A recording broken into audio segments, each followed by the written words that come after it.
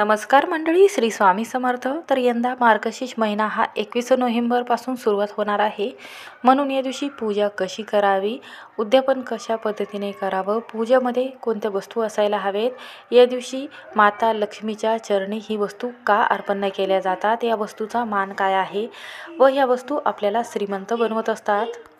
माता लक्ष्मीला ह्या वस्तू जर आपण अर्पण केल्या तर घरामध्ये सुख, संपत्ती आणि धनप्राप्तीचे योग जुळून येत असतात. कारण ह्या वस्तू माता लक्ष्मीला अत्यंत प्रिय आहे. या दिवशी 5 चुका ज्या आहेत त्या चुकूनही करायच्या नाहीत.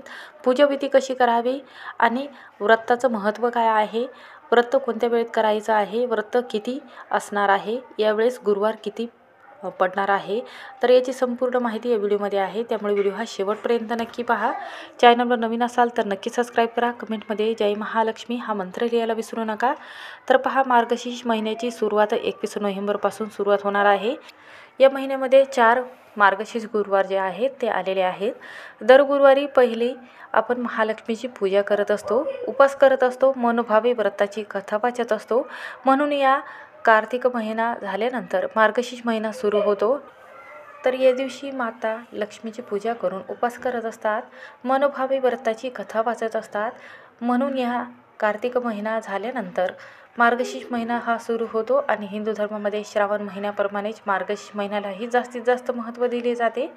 मार्गशीर्ष महिना हा भगवान श्रीकृष्णाचा आवडता महिना म्हणून ओळखला जातो. तसंच या महिन्याचा दर गुरुवारी आपण माता लक्ष्मीचे उद्यापन व्रत करत असतो. या व्रतामुळे आपल्याला आपल्या घरातील सर्व व्यक्तींना, भक्तांना वैभव, यश, सुख, संपत्ती, धनप्राप्तीचे योग जुळून येतात. लक्ष्मी आपल्यावर सदैव प्रसन्न होते. त्यासाठी गुरुवारी घरात लक्ष्मीपूजन म्हणजेच घट मांडून कलशामध्ये काही वस्तू टाकल्या जातात आणि त्या वस्तू टाकून पूजा केली जाते. आणि माता लक्ष्मीचा फोटो असेल, मूर्ती असेल तर ती ठेवून त्यांना दागिने चढवले जातात किंवा नारळ असेल, घट मांडून त्यावर शृंगाराच्या वस्तू चढवल्या जातात. पूजा कशी करावी, गुरुवारी सकाळी उठल्यानंतर काय करावे, तर पहा, सर्वात प्रथम आपल्याला काय करायचं आहे, सकाळी उठल्यानंतर आंघोळीच्या पाण्यामध्ये काही वस्तू टाकायच्या आहेत. ह्या वस्तू टाकल्यामुळे 7 पिढ्याचे दारिद्र्य हे कमी होते. घरात सुख, संपत्ती सर्व काही मिळेल. त्याचबरोबर घरातील संपूर्ण दारिद्र्य, गरिबी एका क्षणात नष्ट होईल. माता लक्ष्मी अखंड स्वरूपात घरात वास करेल आणि आपल्या घरात आजारपण नावालाही उरणार नाही. त्याचबरोबर उपाय कसे करावे, सेवा कशी करावी, याबद्दलची सविस्तर माहिती पाहूयात. तर पहा, या दिवशी सकाळी लवकर उठायचं आहे. सकाळी उठल्यानंतर सर्वात प्रथम आपल्याला काय करायचं आहे, तर आंघोळीच्या पाण्यामध्ये ह्या वस्तू टाकायच्या आहेत. पूजा विधिवत करण्या अगोदर आपल्याला आंघोळीच्या पाण्यामध्ये ह्या वस्तू टाकायच्या आहेत. कारण ह्या वस्तू टाकल्यामुळे आपण जे काम करायला जातो, पूजा करतो, त्याचं संपूर्ण फळ आपल्याला प्राप्त होते. तर पहा, या दिवशी 27 नोव्हेंबरला पहिला गुरुवार जो आहे तर तो असणार आहे. दुसरा गुरुवार हा 4 डिसेंबरला असणार आहे.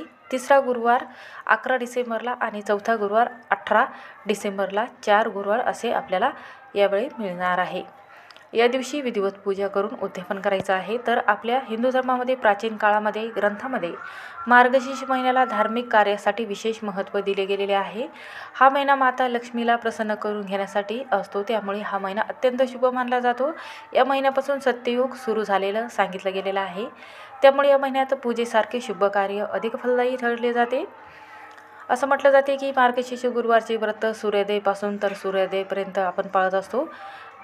की मार्गशीर्ष गुरुवारी व्रत करून लक्ष्मी आणि भगवान विष्णूची पूजा केल्याने भक्त व कुटुंबाची भरभरून प्रगती होते आणि लक्ष्मीनारायणाची कृपा आपल्यावर होत असते.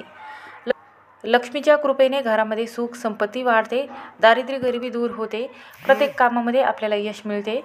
लक्ष्मीनारायणचा आशीर्वाद घेण्यासाठी नवविवाहित जोडपे या दिवशी उपास करत असतात. त्याचबरोबर मनातील सर्व इच्छा, मनोकामना पूर्ण होण्यासाठी मार्गशीर्ष गुरुवारचे व्रत करण्याची पद्धत आपल्या वास्तुशास्त्रामध्ये आहे.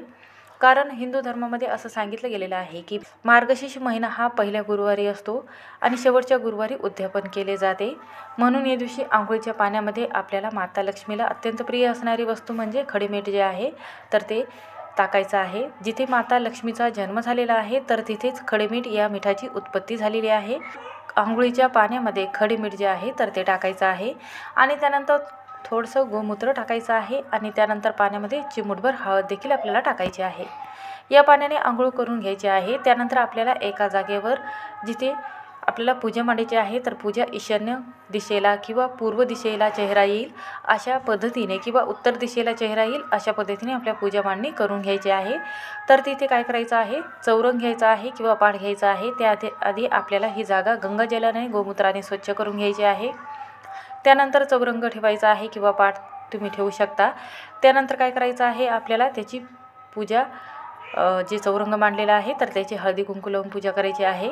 आपल्याला चौरंगावर एक लाल रंगाचं वस्त्र टाकायचं आहे। तांदळाचं काय करायचं आहे, आपल्याला थोडेसे तांदूळ घेऊन अष्टदल कमल काढायचं आहे।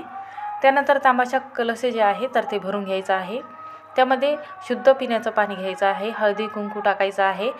कलशाच्या आत पाणी घालून त्यामध्ये दुर्वा असेल किंवा 1 रुपयाचं नाणं असेल किंवा सुपारी असेल तर हे 3 वस्तू टाकायच्या आहेत। त्यानंतर काय करायचं आहे, आपल्याला या कलशावर एक स्वस्तिक काढून घ्यायचं आहे आणि हळदी कुंकाचे 5 बोटे लावायचे आहेत आणि याची पूजा करून घ्यायची आहे। त्यानंतर आंब्याचे डाळी किंवा विड्याची पानं तुम्ही 5 टाकू शकता। पंचपत्री कलशावर ठेवू शकता, जसं की फळांची फुलांची पानं ठेवू शकता। त्यानंतर श्रीफळ म्हणजेच नारळ ठेवायचा आहे आणि त्यानंतर पाटावरील लाल कापडावर आपल्याला काय करायचं आहे, तांदूळ पसरून आपल्याला यावर गणपती बाप्पाची स्थापना करायची आहे। गणपतीची स्थापना करण्या अगोदर आपल्याला अभिषेक करून घ्यायचा आहे। अभिषेक करत असताना ओम गणेशाय नमः हा मंत्र म्हणायचा आहे।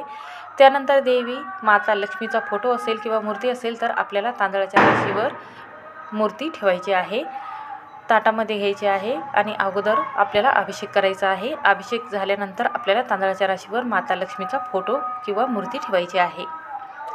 त्यानंतर खोबरं, फळे, खडीसाखर, गूळ ठेवायचा आहे। एका खोबऱ्याच्या वाटीमध्ये तुम्ही ठेवू शकता आणि त्यानंतर माता लक्ष्मीची पूजा करून घ्यायची आहे आणि त्यानंतर एक शुद्ध तुपाचा दिवा सगळ्यात अगोदर लावून घ्यायचा आहे आणि त्या दिव्यामध्ये आपल्याला थोडंसं केशर आणि 2 लवंग आणि 2 वेलची देखील टाकायची आहे। यामुळे माता लक्ष्मी आपल्यावर प्रसन्न होते, घरात सुख संपत्ती सर्व काही आपल्याला मिळू शकते। म्हणून या दिव्यामध्ये ह्या 2 वस्तू टाकल्या जातात आणि माता लक्ष्मीला प्रसन्न करून घेण्यासाठी या दिवशी कथावाचन करावे आणि संध्याकाळी आरती आवर्जून म्हणावी। उद्यापन करत असताना आपल्याला कलश हा उत्तर दिशेला फिरवायचा आहे आणि त्यानंतर जे वस्तू आहे जसं की तांदूळ आहे तर हे चिमण्याला खाऊ घालायचे आहे। ओटीचे साहित्य जे आहे तर ते पुढच्या गुरुवारी आपल्याला परत मांडायचं आहे अशाच पद्धतीने। त्यानंतर फळे असेल तर ते खाऊन घेऊ शकता। त्यानंतर बाकीचे जे आपण फुले आणि जे वस्तू ठेवलेल्या आहेत जसं की फुले असेल, फळं असेल, नैवेद्य असेल तर तो गाईला खाऊ घालायचा आहे किंवा तुम्ही घरामध्ये खाऊ शकता। त्यानंतर आपल्याला काय करायचं आहे, सकाळी लवकर आपल्याला पूजा जी आहे तर ती उचलायची आहे आणि त्यातील वस्तू ज्या आहेत, ज्या कामाच्या आहेत त्या वस्तू ठेवायच्या आहेत। बाकीच्या वस्तू ज्या आहेत त्या झाडाखाली किंवा एखाद्या निर्मल्यामध्ये टाकायच्या आहे। अशा पद्धतीने पूजाविधी केली जाते, ज्यामुळे घरामध्ये सुख संपत्ती सर्व काही लाभेल, घरामध्ये ऐश्वर्य धनप्राप्तीचे योग जुळून येतील। म्हणून हा उपास आहे तर घरातील सर्व स्त्रियांनी करावा। म्हणून श्री स्वामी समर्थ। व्हिडिओ आवडला असेल तर स्किप न करता शेवटपर्यंत नक्की पहा।